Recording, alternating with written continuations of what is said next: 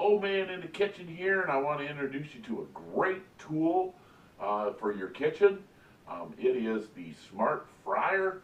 It's a hot air fryer that eliminates the need to use oils.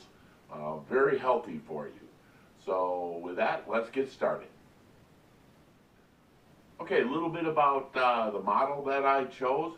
I actually chose it because I was out shopping at the Overrun store, and I ran across Smart Fryer. I'd always wanted to try one of these things, but just couldn't swallow spending $120 on it. This one, lo and behold, $50. I figured, hey, for $50 I can give it a whirl. Now, the very first thing that you kind of notice about the unit here is it is large. If you have a small kitchen, this is probably not going to work for you. I am very, very blessed to have a very big kitchen. The second thing that you will notice about this unit is it is so simple, okay? And I love simple. They call me Mr. D&R, and it stands for drive and reverse. You give me a car, I just want to go forward or backwards. I don't need all the fancy features. So today for a test, we are going to cook, yes, you heard it, French fries. I think almost everyone has a deep fryer so they can cook French fries. That or chicken wings.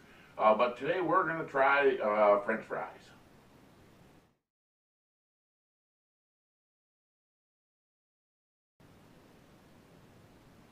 Okay, for our first test, I just went out and bought a bag of frozen French fries. I chose the Arby's curly fries. Yes, I do make my own French fries, but I thought this would be a fast, quick test of this hot air fryer.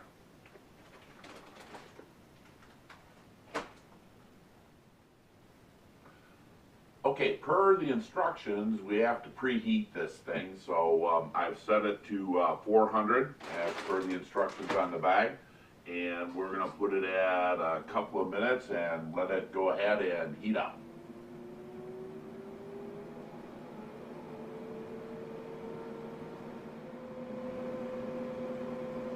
In this particular model, if you remove the basket, it does stop heating. See? But put it right back in, continues to heat.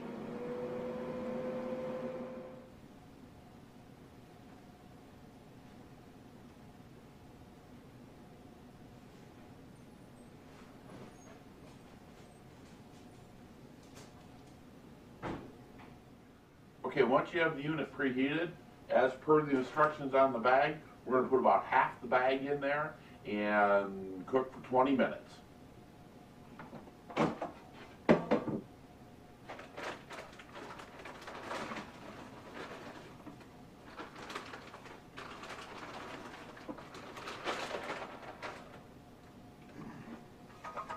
Did you notice the highly technical way I measured that?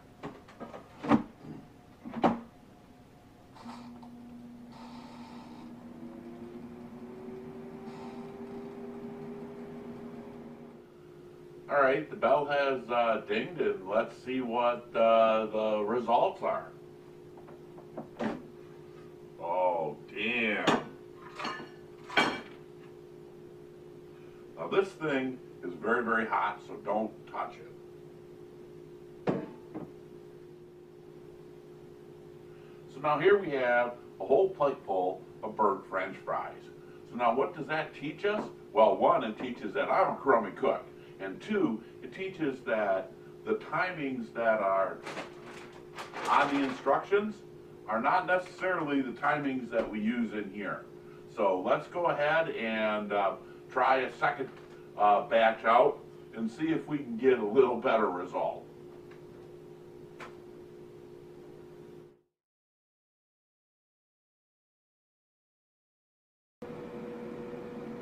So as we learned from our first go-round, we need to check these things as they cook.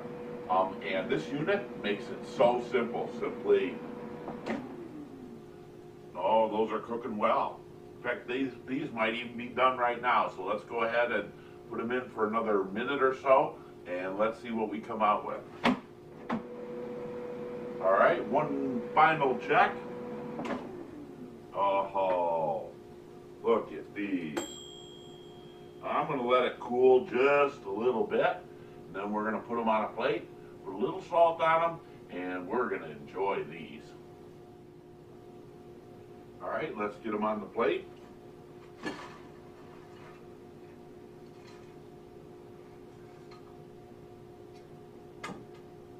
Lost one there.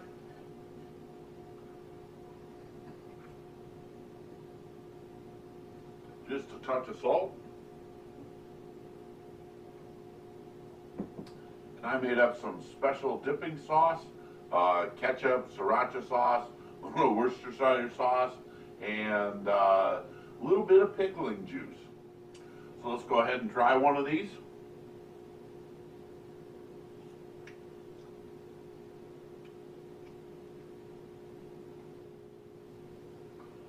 One final thought as I go off to enjoy my French fries. Look how much cleaning I'll have to do.